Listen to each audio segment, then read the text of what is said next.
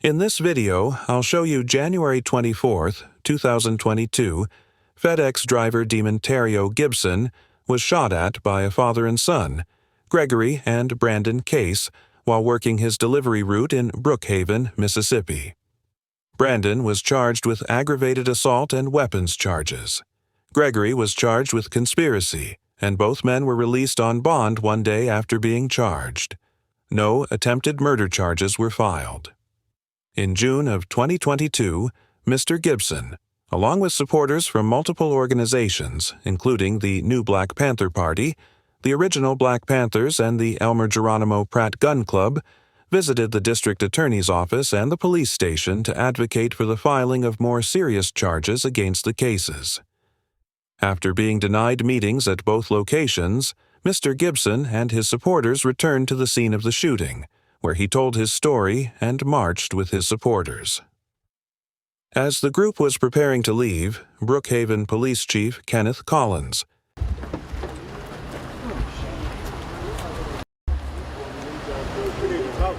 What I need y'all to do is leave the area, okay? Oh, wow. We need to talk. Because y'all don't have a protest permit, we need y'all to leave, okay? We need to talk to you. Okay? No, listen, you've been dodging. Wait a minute. Y'all need to leave the area. Hold up. You don't have a protest permit. You don't have a parade permit. Leave the area. Oh, okay. Y'all leave the area for me, okay? All right, that's what I need y'all to do. Okay?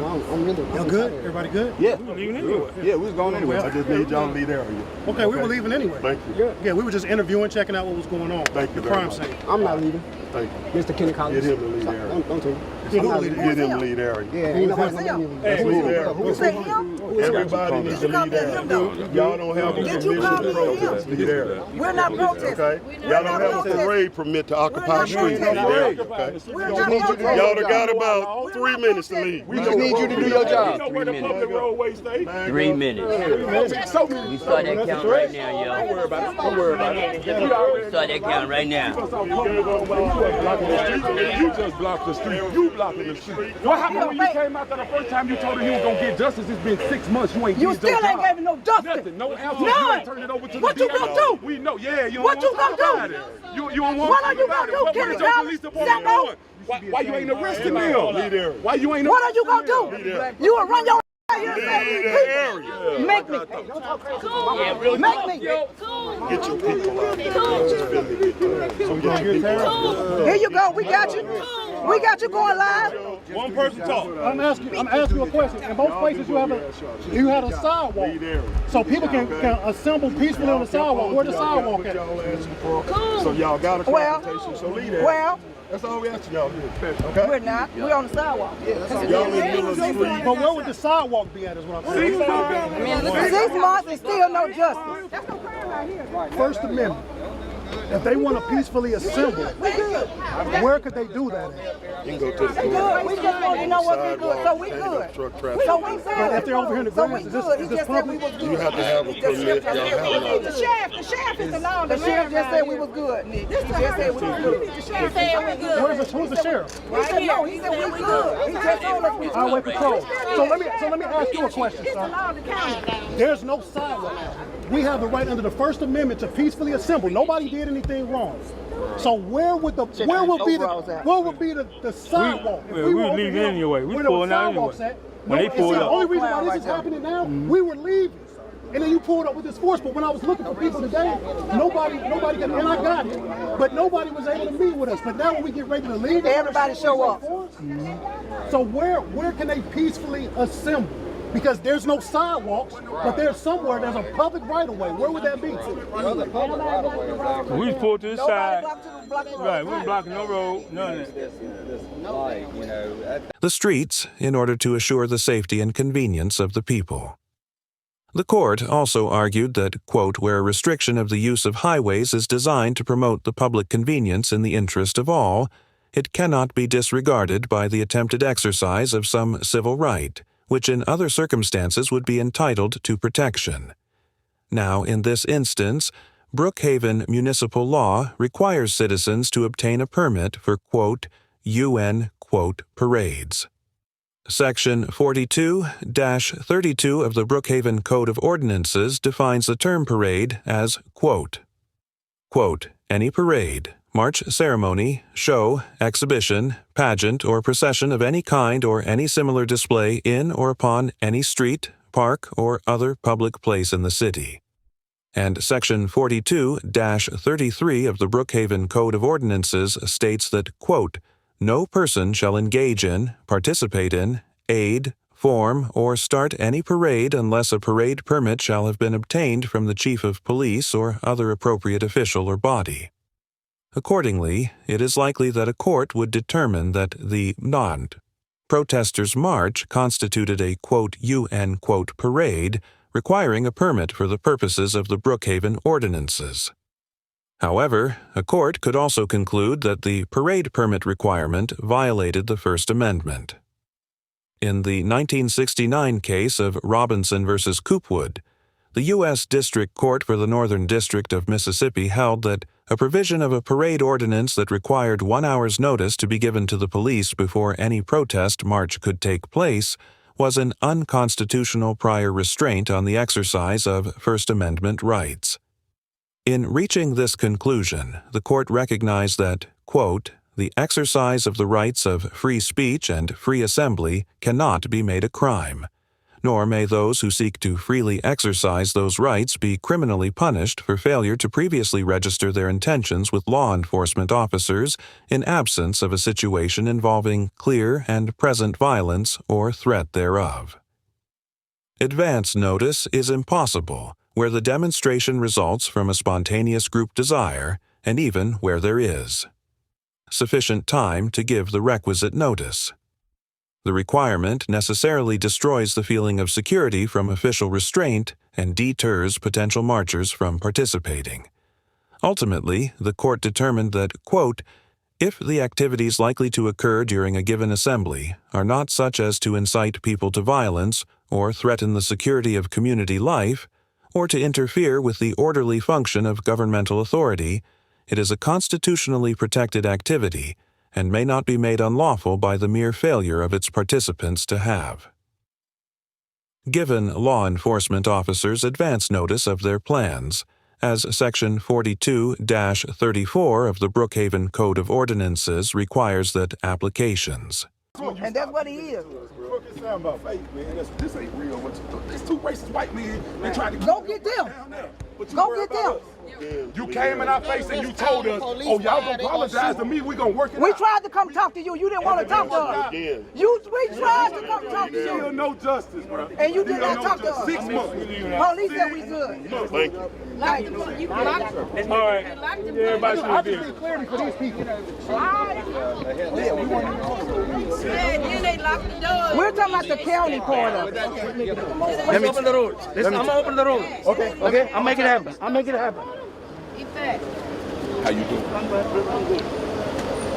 Okay, so we need to go right past Reverend Kane's house. They have not a permit to have. Let's go. We're Let's not go. having a permit. Let's go. Everybody in the vehicle.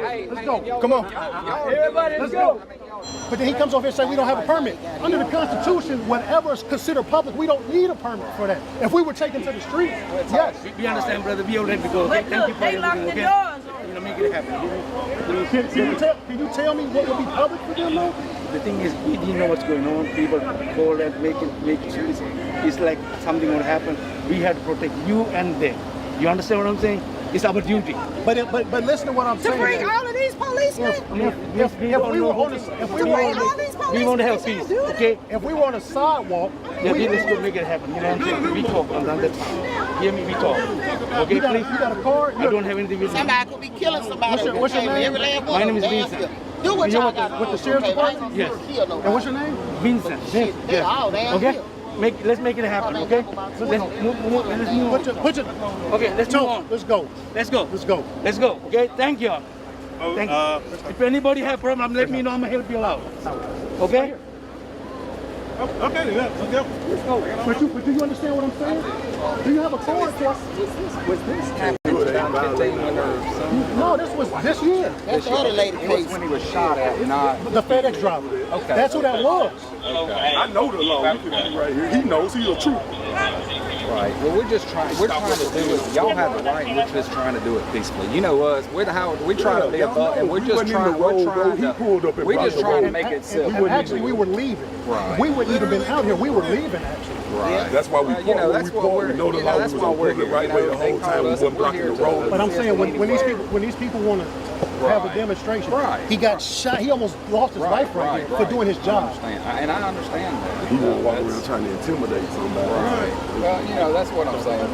We're here for everybody, you know, and we don't want y'all to get run over, you know, and vice versa. You know, We were never in the road. We parked, stayed on the side of the grass, walked. License shall have in the person's possession, while operating a motor vehicle, the class of driver's license appropriate for the type of vehicle operated, and display the license on the demand of a peace officer. Additionally, in 2023, Section 38.02 of the Texas Penal Code, which is the state's so-called Stop and Identify statute, was amended to add a provision stating that, quote, a person commits an offense if the person is an operator of a motor vehicle who is lawfully detained by a peace officer for an alleged violation of a law, fails to provide or display the person's driver's license on the officer's request for the license. Now, although this addition to the statute had not been enacted at the time of this encounter, it recognizes the distinction between providing a driver's license and merely displaying it.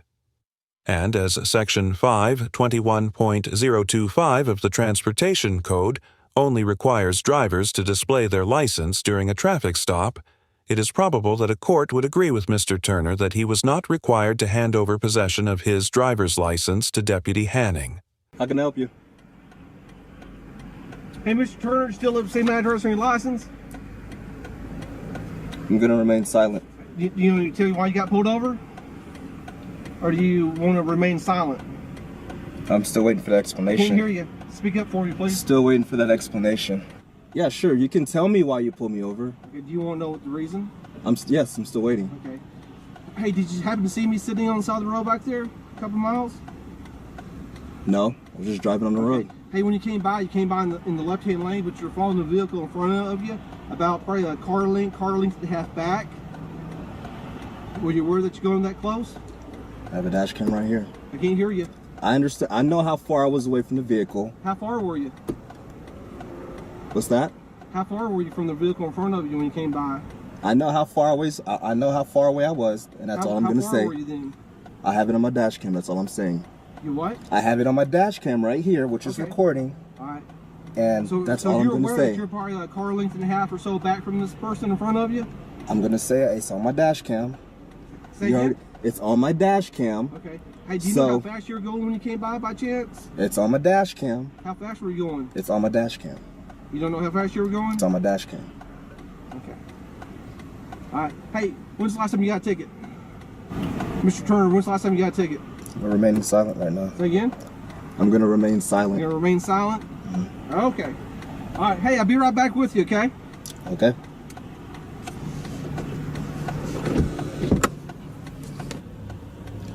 What ended up happening was he ran my plates, and I had got a ticket here a long time ago. It was like a while back. I would say about almost 4 years ago. I got a ticket here, and he didn't pull me over immediately. He ran my tags first, and then decided to pull me over. And then he wanted to ask me questions such as, "Do you know how close you were following?" Which is on my dash cam. I don't have to answer that question. And he was asking me how fast do I think I was going. You don't have to answer that question either. It's on my dash cam. Whether or not, if you don't have a dash cam, you don't have to answer those questions. Speaking to the camera while waiting on the deputies, Mr. Turner informs his viewers that, regardless of whether or not they have a dash cam, they are not required to answer incriminating questions during a traffic stop. It is well established that officers are permitted to ask questions during a traffic stop, whether pertaining to the justification for the traffic stop or unrelated inquiries, so long as the questioning does not measurably extend the duration of the stop, as we have discussed before hereon. The Fifth Amendment protects citizens from being compelled by police to give self-incriminating statements, but it is not implicated by police questioning that does not involve compulsion. The Supreme Court held in the 1984 case of Berkemer versus McCarty that due to the less intrusive nature of traffic stops when compared to formal arrests, officers are not required to give Miranda warnings to individuals who have been detained during a traffic stop. However, this does not mean that citizens do not have the right to remain silent and not answer, or potentially incriminating questions at a traffic stop. We have explored the issue of pre-arrest Fifth Amendment protections in greater detail in a recent episode of ATA, and I've included a link to this episode in the description if you're interested in learning more. But for this encounter, it is important to understand that a court would likely determine that Mr. Turner was well within his rights to refuse to answer Deputy Hanning's questions, and that Deputy Hanning likewise did not exceed his legal authority in asking them.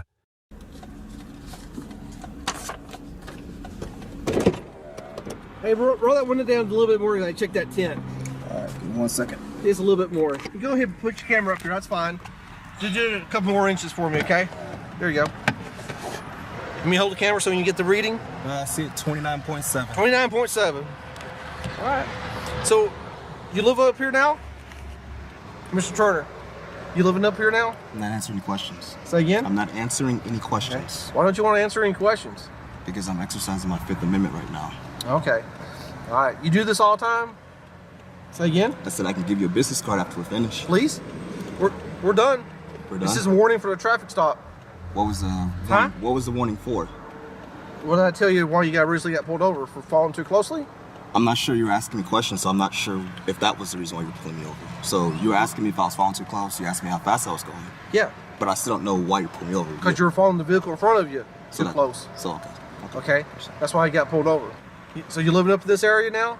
I'm not going to answer any questions. All right. Mind if I get your business card or anything like that? I don't have any with me. Do you have a business card? I have one of yours? Yeah, sure. Yeah. Can I get your name and badge number? It's Hanning, number 18. And your name and badge number? Barker, 12.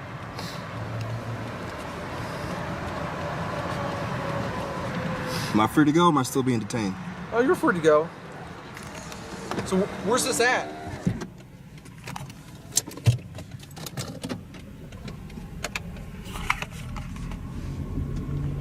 And that's how you handle being pulled over by the police. You don't answer questions. Because you answer questions, that's only for them to build evidence that they don't have against you. They think you're speeding, so they're gonna ask you if you were speeding. If you say you were speeding, then you just had admitted to speeding and you're guilty. So best thing to do is don't answer questions, remain silent, and let them do all the work. The deputies allowed Mr. Turner to leave upon issuing the warning, and there do not appear to be any further developments to report. It is unclear whether Mr. Turner filed a complaint or took any additional action after this encounter beyond sharing his footage on his YouTube channel. Overall, Deputy Hanning gets AB because although the traffic stop was seemingly pretextual and Deputy Hanning asked multiple so-called fishing and potentially incriminating questions, he likely remained within his lawful authority throughout the encounter and allowed Mr. Turner to exercise his rights without extending the traffic stop. While I, personally, am not a fan of pretextual stops, the Supreme Court has unambiguously found them to be legal, and it is likely that a court would conclude Deputy Hanning had reasonable suspicion to stop Mr. Turner in this instance based on his testimony that Mr. Turner was, quote, UN, quote, following too closely.